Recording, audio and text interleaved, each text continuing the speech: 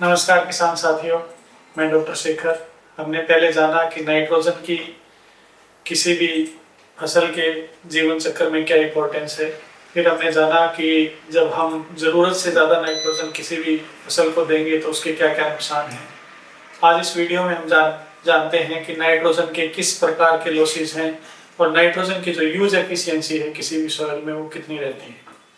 तो सबसे पहले हम जानते हैं कि नाइट्रोजन की यूज एफिशिएंसी या उसको कितने हद तक कोई भी फसल प्रयोग कर पाती है जो फर्टिलाइजर हम डालते हैं। तो नाइट्रोजन की जो यूज एफिशिएंसी है वो सबसे कम है, क्योंकि एक तो नाइट्रोजन की मात्रा धरती में कम है, मिट्टी में कम है, दूसरा इसको फिक्स करने का कोई भी हमारे पास साधन नहीं है। तो नाइट्रोजन के जो मुख्य रूप से इसकी एफिशिएंसी आती है वो 20 से 30% तक आती है।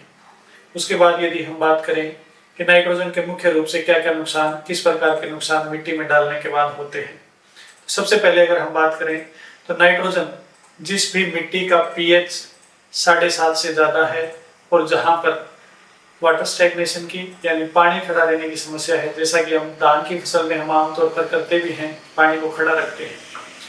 उसके साथ साथ जहाँ पर तापमान ज़्यादा है, जब टेम्परेचर 40 डिग्री क्रॉस करता है, 40-45 डिग्री तक तापमान जैसा कि उत्तर भारत में पहुंच जाता है, उस सिचुएशन में जो सबसे मुख्य नुकसान नाइट्रोजन का होता है वो अमोनिया की फॉर्म में होता है। यानी नाइट्रोजन जो है वो अमोनिया की फॉर्म में उड़ना शुरू हो जाता है, वाष्प बनकर उड़ना शुरू हो जाता है और पौधे उसको यूटिलाइज नहीं कर पाते। दूसरा जो नाइट्रोजन का नुकसान है वो है लीचिंग लॉस।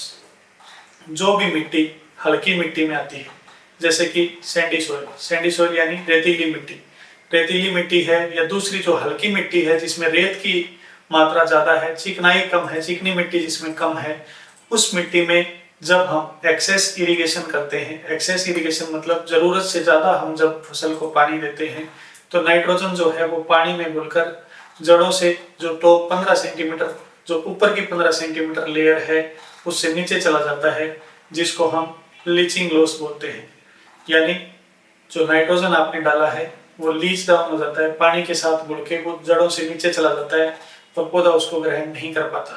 तीसरा जो नाइट्रोजन का मुख्य लॉस है वो ये है कि नाइट्रोजन का डीनाइट्रिफिकेशन हो जाता है, यानी वो नाइट्रोजन N2 की फॉर्म में चला जाता है, जिसको भी पौधा ग्रहण नहीं कर पाता। अब हम इन लॉसेस को किस तरीके से मैनेज कर सकते हैं ताकि नाइट्रोजन जो है वो प्रचुर मात्रा में हमारी फसल को मिले।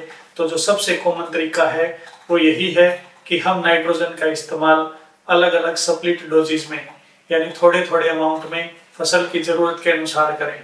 फॉर एग्जांपल, अगर हमें किसी फसल को 60 किलो नाइट्रोजन देना है तो हम उस नाइट्रोजन को एक साथ डालने की बजाय उसको 20-20 किलो के 3 लोट में डाल सकते हैं, या उसको 30-20-10 के लोट में, या 10-10 के लोट में, या 15-15 के लोट में, यानी छोटी छोटी डोजेज बनाकर हम डाल सकते हैं।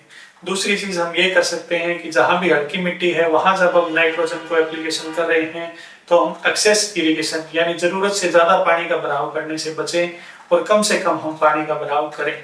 तीसरा तरीका हम ये इस्तेमाल कर सकते हैं कि हम नाइट्रोजन का जो इस्तेमाल है, नाइट्रोजन की जो एप्लीकेशन है वो या तो शाम के समय में करें या अर्ली मॉर्निंग सुबह के टाइम में करें।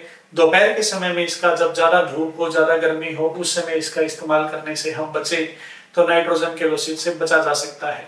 चौथा तरीका ये है कि जो मोटे दाने वाली यूरिया आती है जिसका दाना थोड़ा मोटा होता है, हम उसका इस्तेमाल कर सकते हैं, क्योंकि वो पानी में धीरे धीरे घुलती है और फसल अपनी जरूरत के अनुसार नाइट्रोजन का अपटेक करती रहती है। पांचवा तरीका इसका ये भी हो सकता है कि हम नाइट्रोजन के उचित उर्वरक का या फर्टिलाइजर का इस्तेमाल करें। जैसे सिर्फ यूरिया का इस्तेमाल ना करके हम अमोनियम नाइट्रेट का, अमोनियम सल्फेट का इस्तेमाल कर सकते हैं, या मार्केट में जो दूसरे वाटर सोल्यूबल ग्रेड्स 19-19-19, 18-18-18 ये ग्रेड्स जो मार्केट में अवेलेबल हैं, हम उनका भी इस्तेमाल कर सकते हैं फर्टिगेशन के थ्रू, या फोलियर एप्लीकेशन हम नाइट्रोजन की करके और नाइट्रोजन के लॉसेस को कम कर सकते हैं।